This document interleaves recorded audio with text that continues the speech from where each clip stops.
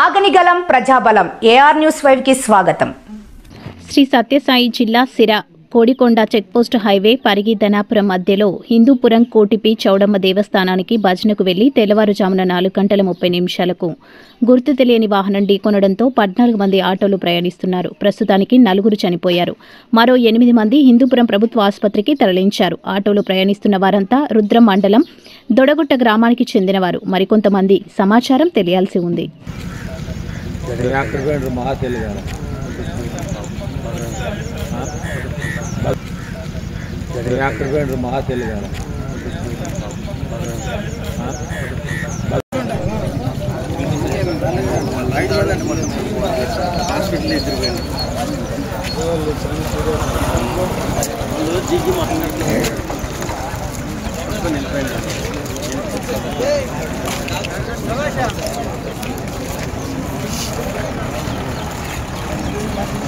Ini